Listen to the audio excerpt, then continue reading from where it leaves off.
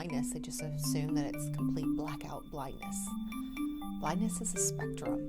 I mean, it is a full spectrum of someone who has vision out of one eye, not out of the other. You have darkness and light, see shadows. You have some colors, no colors. I mean, it's just a full spectrum. I initially became blind through glaucoma. That was the official diagnosis, was glaucoma. That was actually diagnosed in 2007, 2008. But it progressed over the years, and throughout the years, I actually went totally blind in 2015. So I had cloudy vision when I was younger, and then I had 2 cornea transplants when I was older, first grade-ish, 4 or 5, 6 or 7, I think. So that improved, but essentially right now I see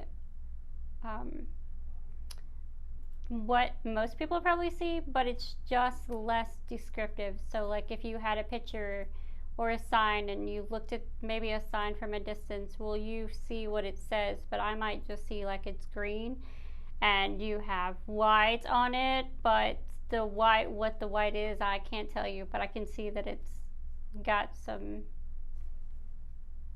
variation. Like, so it's not really descriptive. I have congenital glaucoma, so I was born with it, and as I got older, we lost more and more vision. So raising my children, I had some vision, but never 20/20. Never able to drive. Able to read and to write, but never able to drive.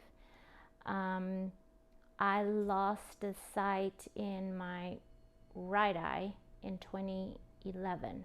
The left went in 1999. So it's been a lifelong process. I say that I grew into my blindness because that's just the way it worked. I have glaucoma. It's advanced glaucoma. I got it about 25 years ago, and that's what it is. Before I had glaucoma, I was driving trucks, 18-wheelers, and I noticed that my eyesight kept getting blurry, and I went to the doctor, and that's when I found out the diagnosis. My eyesight is extremely blurry. I cannot make out what an individual look like, but I can see some objects. I have slowly over the years, my color vision has faded.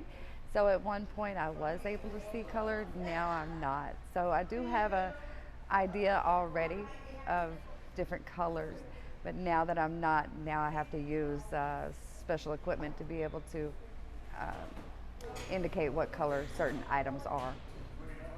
I was with the doctor, and he said, before you take this medicine, he said, I want you to check with your ophthalmologist and be sure you can take it. Well, I was just switching doctors, and I had a new doctor, and when I talked to his nurse, she says, I see no reason why you can't take it. I took it, and my eyes began to give me problems. So that's how it really started, and it's progressed since then. I can still see objects, but I can't see details. I've learned to live with it. I'm stubborn in that I'm not going to let it get me down, and so far I've been able to handle it. When someone is told by their doctor, I'm so sorry, there's nothing more we can do, we cannot restore any more of your vision, this is as good as it gets, or it's gonna get worse. Just that reality of it. It's a very emotional moment for that person, for that individual.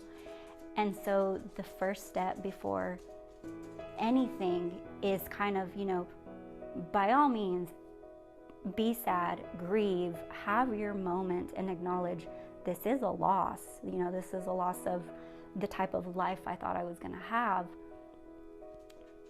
But then don't stay there. Don't stay there. It's so dangerous if you get stuck right there, because the next thing you need is, I've got to push through this. I can get around this. I can do more despite what my doctor has just told me. And not necessarily do more as far as, let me bring my vision back but do more in, my life doesn't have to be, I'm gonna live on the couch.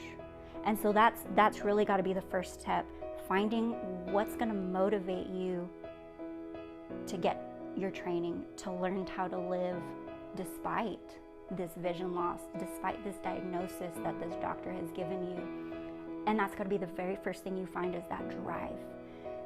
If you don't find that drive, if you don't find that reason that is going to get you through it, it's really hard. And those are the situations where that individual who hasn't found their reason for pushing forward, it's going to be a little bit more of a difficult road as they go through their grieving process, through their adjusting process.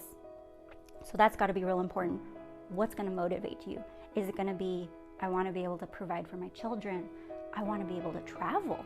Or I have one lady, when she got her diagnosis, she was like, I'm not happy at my job. I get to reinvent myself.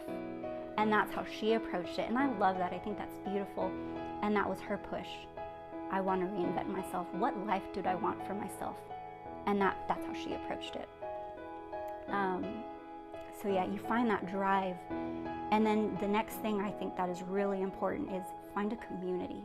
Get connected to other people.